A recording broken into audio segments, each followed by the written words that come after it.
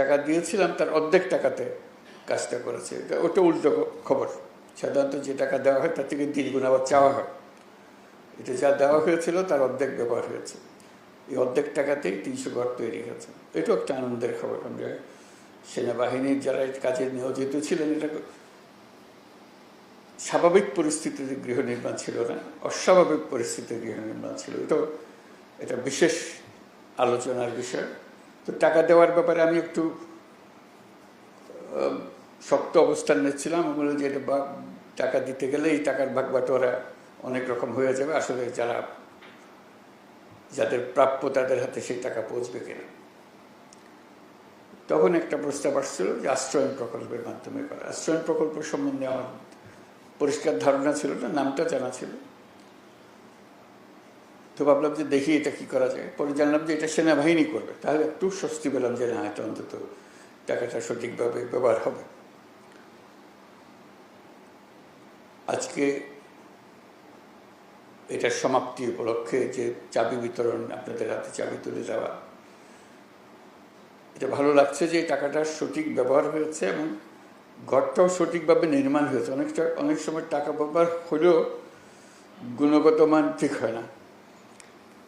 আজকে গুণগত মানের ব্যাপারেও আশ্বস্ত হলো এবং টাকাটা যে ব্যবহার হয়েছে, আমরা যে টাকা দিয়েছিলাম তার অর্ধেক টাকাতে কাজটা করেছে। ওটা উল্টো খবর। সাধারণত যে টাকা দেওয়া হয় তার থেকে দ্বিগুণ আবার চাওয়া হয়। এটা যা দেওয়া হয়েছিল তার অর্ধেক ব্যবহার হয়েছে। এই অর্ধেক টাকাতেই 300 ঘর তৈরি হয়েছে। এটাও একটা আনন্দের খবর। আমরা সেনাবাহিনীর যারা কাজে নিয়োজিত ছিলেন, এটা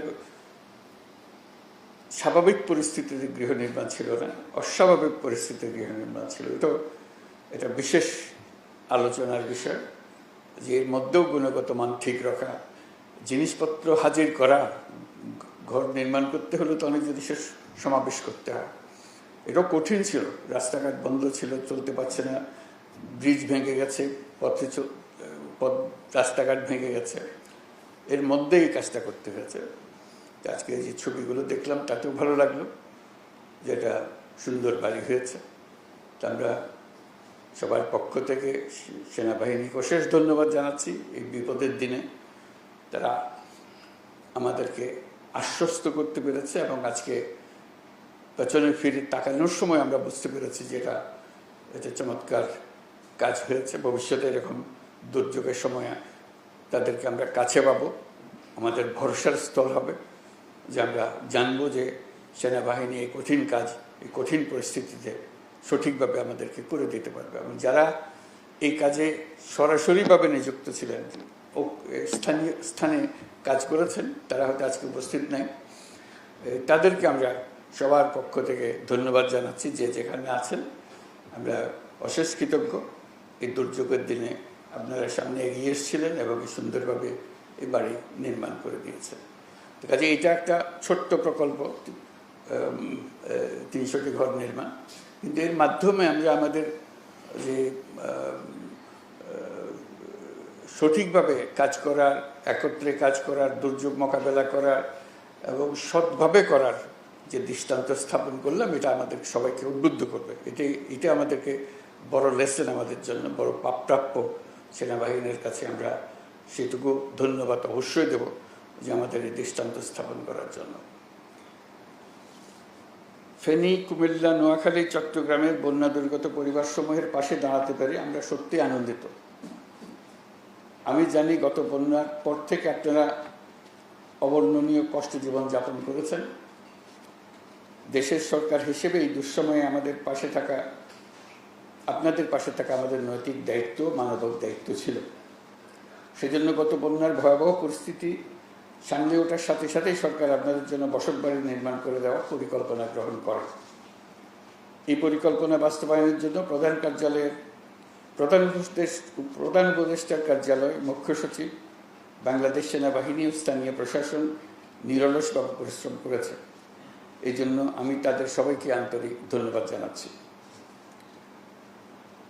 এর মাধ্যমে যারা বাড়ি পেয়েছেন, আজকে যাদেরকে দেখলাম, যারা চাবি গ্রহণ করেছেন বাড়ির, তাদের সবাইকে অভিনন্দন জানাচ্ছি যে আপনাদের এই দুর্দিনে আপনাদের পাশে থাকতে পেরে আমরাও স্বস্তি বোধ করছি যে আমরা আমাদের দায়িত্ব পালন করতে পেরেছি।